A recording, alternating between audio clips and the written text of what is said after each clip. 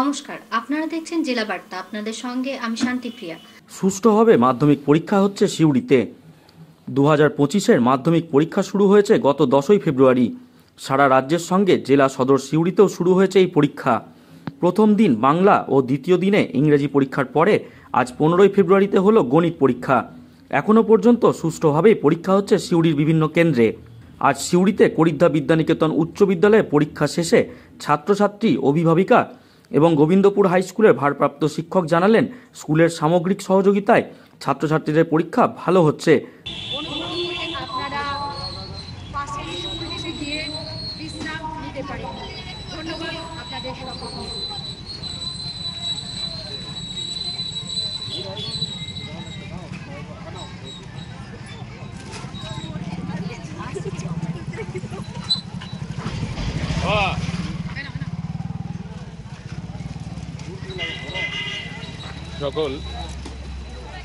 সকল শিক্ষার্থীদের প্রতি রইল আমাদের আন্তরিক প্রীতি, শুভেচ্ছা এবং অভিনন্দন।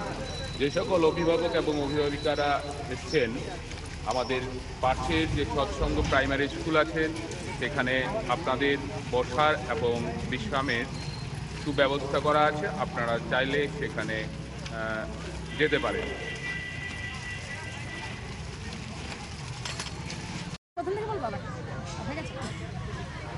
করিদ্ধা বিদ্যানিকেতন স্কুলে আমার স্কুল যেমন কবি নজরুল শিক্ষানিকেতন সিট পড়েছে। যথারীতি একটা টেনশনে থাকি যে কোন স্কুলে পড়ছে, সেখানকার ব্যবস্থা কেমন থাকবে, কিন্তু দুটো পরীক্ষা গেল, ছেলেদের কাছে আমরা ফিডব্যাকও নিলাম।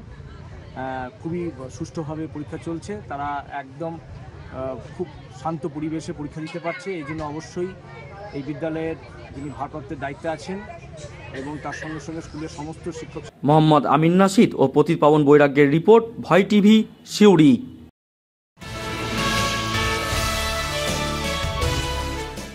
শহীদ স্মরণে পদযাত্রা নানুর বাসাপাড়ায়। বীরভূম জেলায় নানুর বিধানসভার অন্তর্গত নানুর বাসাপাড়ায় সোনা চৌধুরীর স্মরণে পদযাত্রা ও শ্রদ্ধা জ্ঞাপন করা এবং প্রতিকৃতিতে মাল্যদান করে স্মরণ করা হলো।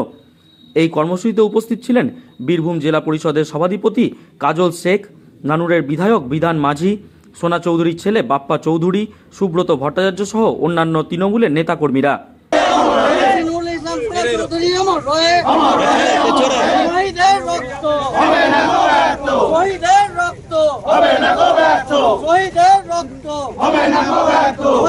ভুলছি না, ভুলবো না।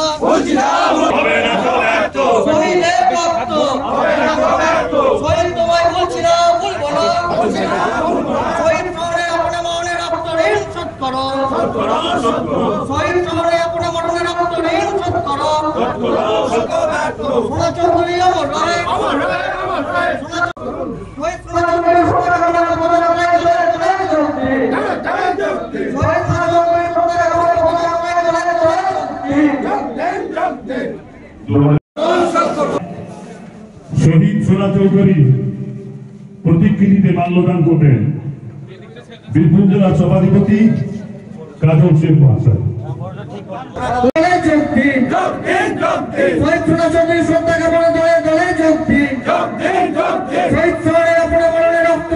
ফেব্রুয়ারি, আজ 14ই ফেব্রুয়ারি 2010 সালের আজকের দিনে নানুর ব্লকের যুব সভাপতি, যুব সমাজের নয়নের মণি ছিলেন আমাদের শ্রদ্ধেয় সম্মানীয় সোনা চৌধুরী মহাশয়কে নিষ্ঠুরভাবে, নির্মমভাবে পালুন্দি কেলেন ব্রিজে হত্যা করা হয়েছিল।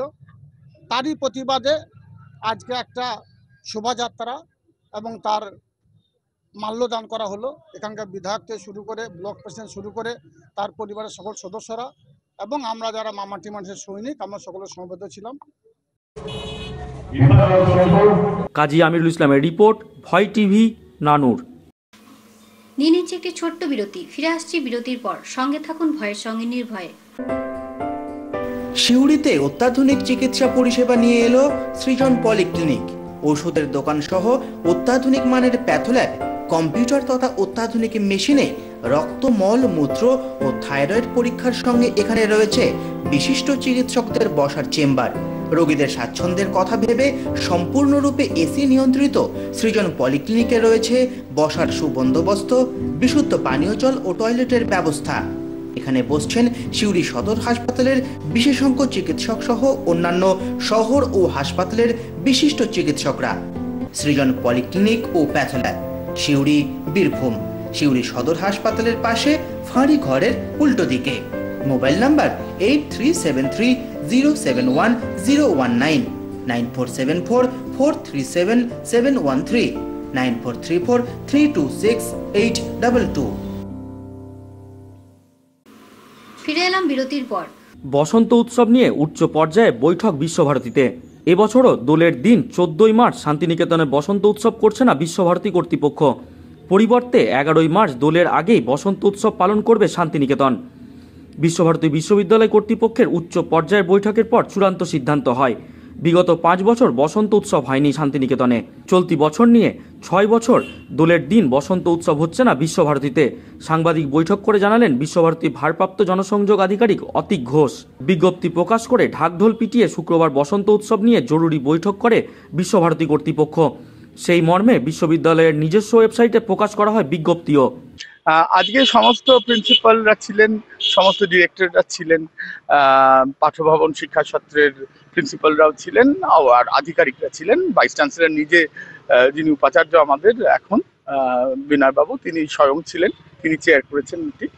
এবং তাতে বসন্তোৎসব বিষয়ে মিটিং ছিল, আপনারা জানেন, আপনারা গোড়াতে ছবি তুলেছেন, আপনারা জানেন। তো সেই মিটিংয়ে ঠিক হলো যে 11ই মার্চ বসন্তোৎসব এবার বিশ্বভারতীর যে নিজস্ব বসন্তোৎসব সেটা অনুষ্ঠিত হবে মঙ্গলবার।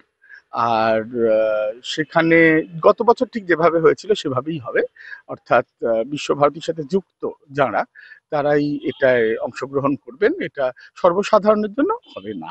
কাজী আমিরুল ইসলামের রিপোর্ট, ভয় টিভি, শান্তিনিকেতন। আজকে জেলা বার্তা এই পর্যন্তই। নমস্কার।